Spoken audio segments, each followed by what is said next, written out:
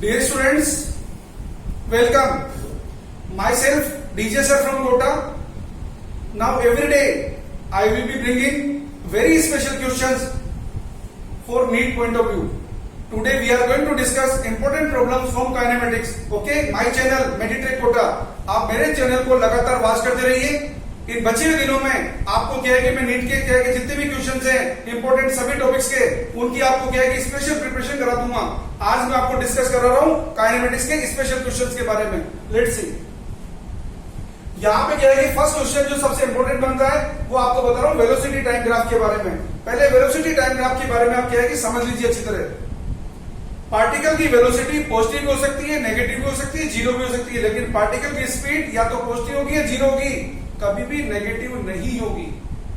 अगर कोई आपसे पूछता है कि एवरेज वेलोसिटी और एवरेज स्पीड के बीच में क्या रिलेशन होगा, तो एवरेज वेलोसिटी को हम डिफाइन करते हैं डिस्प्लेसमेंट अपॉन टाइम इंटरवल से, एवरेज स्पीड को हम डिफाइन करते हैं distance table upon time taken से. तो याद रखिए क्योंकि डिस्प्लेसमेंट का मैग्नीट्यूड डिस्टेंस टेबल से या तो कम होता है या इक्वल होता है, तो एवरेज वेलोसिटी का मैग्नीट्यूड या तो एवरेज स्पीड से कम होता है या इक्वल होता है. दूसरी इंपॉर्टेंट बात बता रहा हूं आपको, वेलोसिटी और स्पीड के बारे में अगर बताऊं तो वेलोसिटी और स्पीड में डिफरेंस किस बात का है. Velocity is vector quantity, speed is scalar quantity. Velocity में डायरेक्शन भी होती है, स्पीड में कोई डायरेक्शन नहीं होती, यही दोनों में डिफरेंस है. अदरवाइज वेलोसिटी के मैग्नीट्यूड को हम स्पीड बोलते हैं. किसी भी जगह अगर वेलोसिटी टाइम का ग्राफ दिया हो तो area under velocity time graph gives us displacement and area under speed time graph gives us distance table. तो इस क्वेश्चन में देखिए आपको क्या है कि वेलोसिटी और टाइम का ग्राफ प्रेजेंटेड है. इसमें आपको क्या है कि 30 सेकंड में पार्टिकल की क्या है कि डिस्प्लेसमेंट एंड डिस्टेंस निकालनी है, average velocity and average speed निकालनी है. तो देखिए एक और इंपॉर्टेंट बात समझ लीजिए कि पार्टिकल की वेलोसिटी का साइन आपको क्या बताता है. The sign of velocity of a particle indicates the direction of motion of a particle. याद रखना एक्सेलरेशन का साइन किसी इंस्टेंट पे डायरेक्शन ऑफ मोशन को इंडिकेट नहीं करता. It is the sign of velocity that is responsible to show the direction of motion of a particle at a given instant. Okay, तो जब भी वेलोसिटी का साइन चेंज होगा तो समझ लीजिए कि पार्टिकल की डायरेक्शन ऑफ मोशन चेंज हुई है. यहां पे देखिए, यहां पे क्या है कि 0 से 20 सेकंड तक पार्टिकल की वेलोसिटी का साइन पॉजिटिव बना हुआ है. तो कहने का मतलब पार्टिकल यूनिडायरेक्शनल वे में चल रहा है. 20 से 30 सेकंड तक क्या है कि पार्टिकल की वेलोसिटी का साइन चेंज हुआ है जो नेगेटिव है. इसका मतलब पार्टिकल ने डायरेक्शन ऑफ मोशन चेंज की है. तो यदि अपन 0 से 20 सेकंड तक का एरिया निकालें, ट्रायंगल का एरिया होता है हाफ बेस इंटू हाइट, तो डायरेक्ट कितना आएगा हाफ इंटू 20 इंटू 10, सोल्व करने से आएगा 100. नीचे के ट्रायंगल का एरिया कितना है हाफ इंटू 10 इंटू 5 जो आएगा 25. तो डिस्प्लेसमेंट तो कितना आ गया यहाँ पे 75 मीटर. अगर आप इस ग्राफ का स्पीड टाइम ग्राफ बनाओ, मैंने आपको क्या बताया स्पीड कभी नेगेटिव नहीं होती, तो यहाँ पे क्या है कि जो नेगेटिव पार्ट है ना वेलोसिटी का, इसकी सिंपली प्लेन मिरर इमेज बना डालो. तो प्लेन मिरर इमेज पर बना डालोगे तो ये नेगेटिव पार्ट कहां चला जाएगा ग्राफ पे ऊपर. तो यहाँ पे स्पीड टाइम ग्राफ इसका ऐसा हो जाएगा. तो ग्राफ का एरिया क्या बन जाएगा 100 प्लस 25, क्योंकि डिस्टेंस तो हमेशा क्या होती है पॉजिटिव. तो डिस्टेंस टेबल कितनी आएगी 30 सेकंड में 125 metre. If you are interested in finding the average velocity, how the average velocity is defined? Displacement upon time interval. So average velocity in a time interval 30 second is how much? 75 upon 30 meter per second. And what about average speed?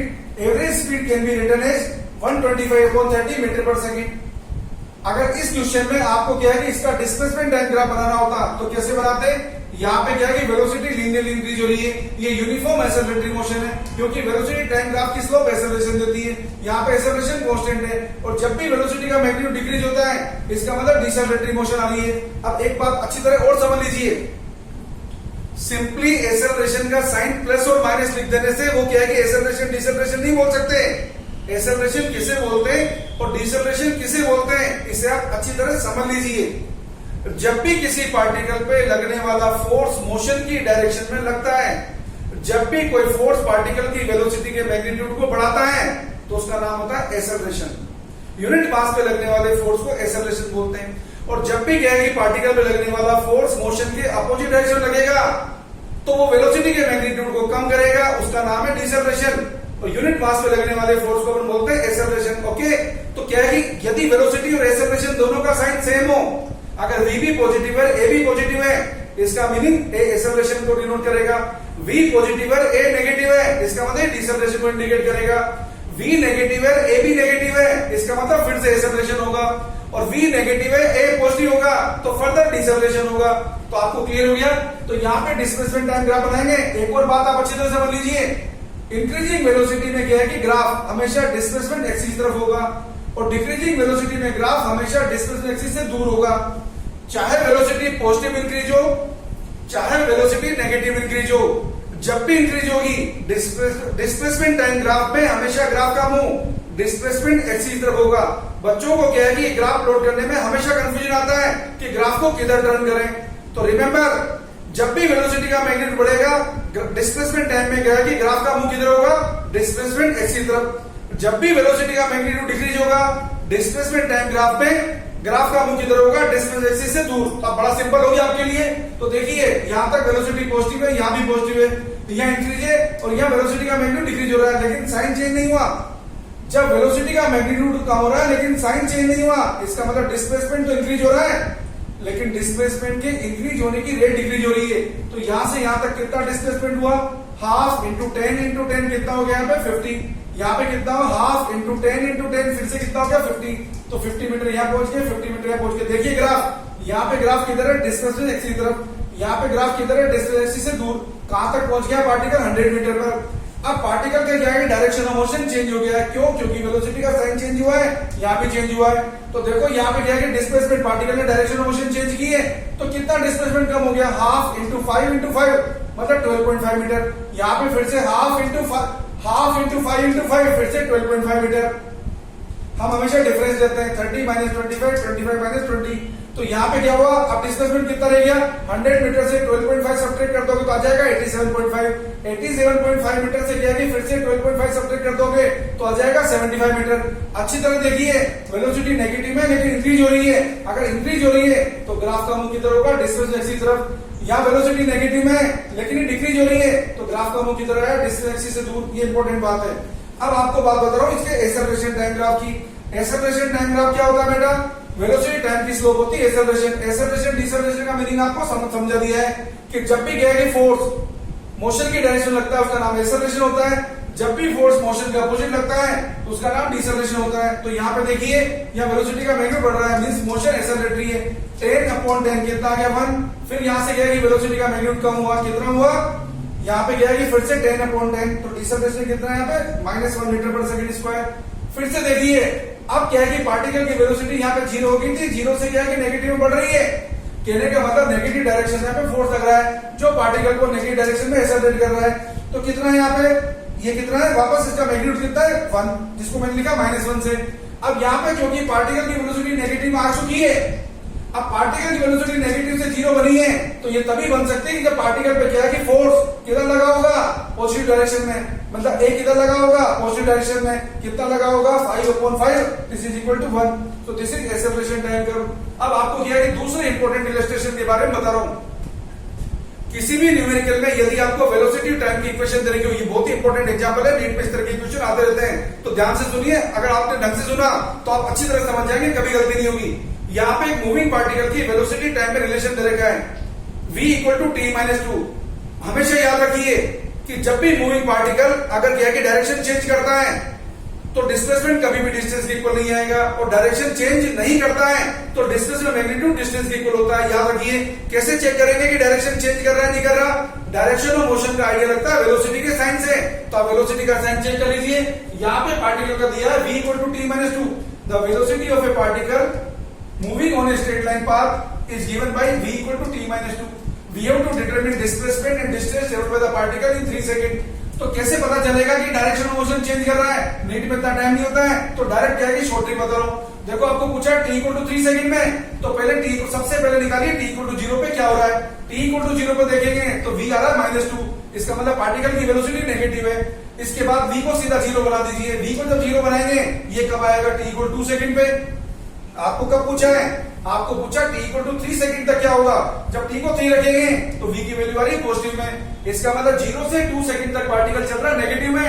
2 second पे एक distance पे हुआ 0 और 2 second के बाद particle की velocity होगी positive. इसका मतलब गारंटेड हो गया है कि पार्टिकल ने डायरेक्शन ऑफ मोशन चेंज कर दी है, और जब भी डायरेक्शन ऑफ मोशन चेंज होगी इसका मतलब डिस्प्लेसमेंट का मैग्नीट्यूड डिस्टेंस टेबल से कम आना है। ये y = mx - c का कर्व है। हमने वेलोसिटी और टाइम का ग्राफ बना डाला। ये वेलोसिटी है और ये टाइम है। देखो यहाँ पे क्या है कि स्लोप, इसका इंटरसेप्ट क्या है -2, इसकी स्लोप कितनी 1, ये t इक्वल टू क्या है कि 2 पे 0 बन रहा है, ये इसका vt कर्व है। और वेलोसिटी टाइम कर्व का एरिया क्या देता है डिस्प्लेसमेंट, स्पीड टाइम कर्व का एरिया क्या देता है डिस्टेंस। जब भी डिस्प्लेसमेंट नेगेटिव होगा डिस्टेंस टेबल तो हमेशा पॉजिटिव होगी। तो यहाँ पे देखिए डिस्प्लेसमेंट कितना आएगा, half into 2 into -2 that is equal to -2 metre. और ये कितना हो गया, हाफ इंटू 1 इंटू 1, ये 1 कैसे आया, t इक्वल टू 3 रख दीजिए, 1 आ जाएगा।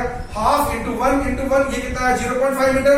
तो net displacement of particle in 3 second कितना है, -1.5 metre. How did you get -2 plus 0.5।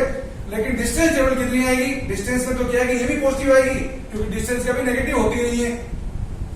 तो 3 सेकंड के इंटरवल में पार्टिकल ने डिस्टेंस टेबल कितना करा है, 2 metre plus 0.5 metre that is equal to 2.5 metre. Okay, अब आपको यूनिफॉर्म एक्सेलरेटरी मोशन का एक इंपॉर्टेंट क्वेश्चन बता रहा हूं।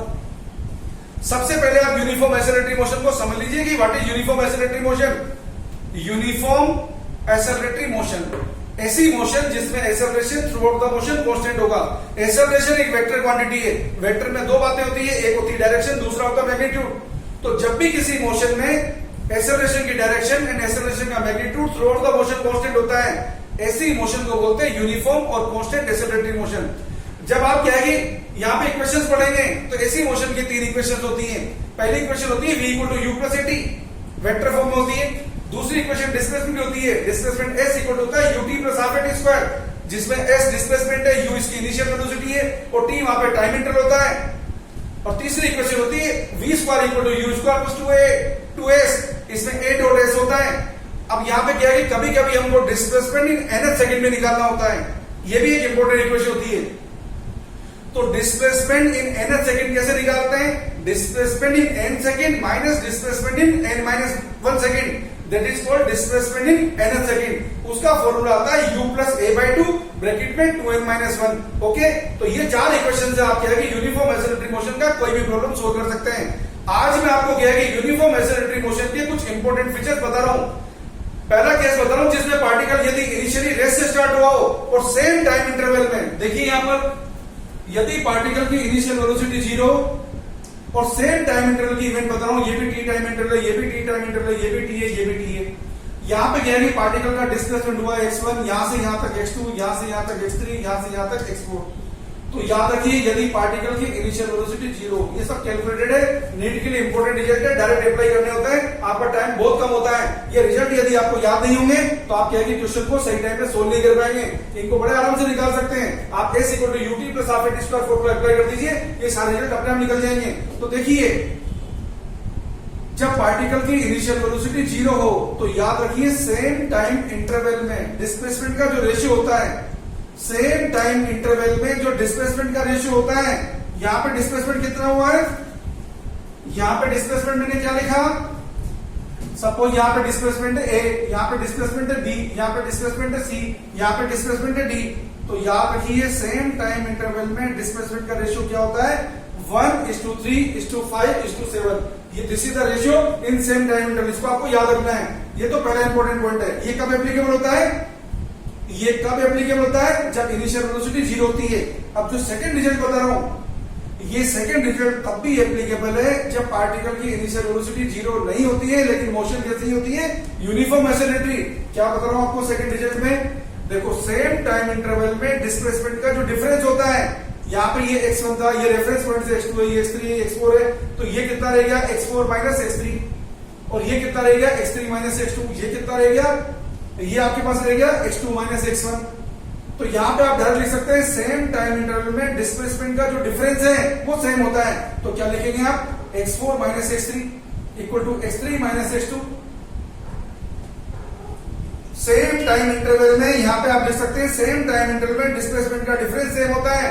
ये कितना हुआ था आपका x4 माइनस x3, तो आप इसको यूं लिखेंगे x4 minus x3 minus x3 minus x2 equal to क्या लिखेंगे, यहां पे आप लिखेंगे x3 minus x2 minus x2 minus x1। देखो यहां पे डिस्प्लेसमेंट कितना हुआ है x4 माइनस x3, ये कितना था यहां से x4, ये कितना था यहां से x3, तो ये कितना बच गया, देखो यहां से यहां तक x4 है, यहां से यहां तक x3, तो ये बच गया x4 माइनस x3। ये यहां से यहां तक x3, यहां से यहां तक x2 है, तो ये बच गया आपका x3 माइनस x2। तो मैंने क्या बोला, x4 minus x3 minus x3 minus x2, यहां से यहां तक x2 है, यहां से यहां तक x1 है, कितना हो गया, ये आपका हो गया x2 माइनस x1। तो आपको क्या रिलेशन मिला है, x4 minus x3 minus x3 minus x2 equal to क्या आएगा, x3 minus x2 minus x2 minus x1। और डायरेक्ट क्या लिख सकते हैं, यहाँ पर मैंने क्या बताया था, ये a है, ये b है, ये c है, d है, तो d माइनस c, ये तो यहाँ का सेम डायमीटर का डिस्प्लेसमेंट है ना, इक्वल टू क्या होगा यहाँ पर, c minus b equal to क्या होगा, b माइनस c, डायरेक्ट लिख सकते हैं, d minus c equal to लिख सकते हैं c minus b equal to क्या लिख सकते हैं, b minus a। Same time interval में डिस्प्लेसमेंट का जो डिफरेंस होता है ये हमेशा सेम होता है, ये याद रखिए। आपको क्या है कि थर्ड पैरामीटर बता रहा हूं, कभी भी क्या है कि वेलोसिटी निकालनी हो मिड टाइम पर, क्या निकालनी हो वेलोसिटी मिड टाइम पर, तो वेलोसिटी मिड टाइम पर क्या आएगी, जो भी टाइम इंटरवल का मिड टाइम है ना, वहां पर लिखेंगे v। सपोज क्या निकालनी है आपको वेलोसिटी b पॉइंट पर, ये भी t है, ये भी t है, तो b पॉइंट पर वेलोसिटी क्या आएगी वेक्टर फॉर्म में, va vector plus vc vector divide by 2, ये आप कहीं भी लिख सकते हैं। जैसे ये t है, ये t है, ये भी t है, ये भी t है, तो आप कहीं भी निकाल सकते हैं। जैसे ये 2t हो गया, इधर भी 2t हो गया, तो v भी क्या लिख सकते हैं, v भी लिख सकते हैं 0 प्लस vt अपॉन 2, ऐसा करके आप लिख सकते हैं। जहां भी आप चाहें, जैसे vc को क्या लिख सकते हैं, vc को आप लिख सकते हैं vb plus vt divide by 2, direct लिख सकते हैं इसे। अब आपको क्या है कि कभी कभी ये भी स्टैंडर्ड रिजल्ट है, कभी कभी आपको जरूरत किसकी पड़ेगी, वेलोसिटी एट मिड पॉइंट निकालने की। तो वेलोसिटी एट मिड पॉइंट कैसे निकालेंगे, सपोज ये यूनिफॉर्म एसिमेट्रिक मोशन है, यहां से यहां तक क्या है डिस्टेंस कितनी 2d, यहां से ये मिड पॉइंट है, ये डिस्टेंस कितनी d, ये भी कितनी d, ये यहाँ पे मिड पॉइंट है, यहाँ पे वेलोसिटी कितनी v1, यहाँ पे वेलोसिटी कितनी v2। अब यहाँ पे मिड पॉइंट पे वेलोसिटी निकालनी है, तो मिड पॉइंट पे वेलोसिटी कितनी आएगी, m पॉइंट पे velocity v1 square plus v2 square upon 2 under root. So these are some very important things about the kinematics। ये important questions है kinematics में, जो आपको क्या है कि नीट पॉइंट ऑफ व्यू से वेरी इंपॉर्टेंट है। तो आप क्या है कि अगर आगे भी क्या है कि आप नीट पॉइंट ऑफ व्यू से क्वेश्चन सुनना चाहते हैं, तो नेक्स्ट वीडियो में मैं फिर से क्या है कि काइनेमेटिक्स के बचे हुए क्वेश्चंस को लाऊंगा, और क्या है कि सारी डिटेल मैंने आपको क्या है कि डिस्क्रिप्शन बॉक्स में आपको दे रखी है। और यदि आपको क्या है कि किसी पर्टिकुलर तरीके की क्या है कि गाइडेंस चाहिए, तो हमारी ऑनलाइन क्लासेस हमने क्या है कि टेस्ट सीरीज भी चालू कर रखी है। आप क्या है कि स्पेशल क्वेश्चन के लिए हमसे टेस्ट सीरीज में हमसे रेफर कर सकते हैं, ज्वाइन कर सकते हैं, क्वेश्चन बैंक ले सकते हैं, किसी भी क्या है कि एक्स्ट्रा तरीके की गाइडेंस ले सकते हैं। सारी डिटेल हमने क्या है कि डिस्क्रिप्शन बॉक्स में दे रखी है। हमारे चैनल को क्या है कि लाइक करिए, वॉच करिए और सब्सक्राइब करिए। Thank you all of you.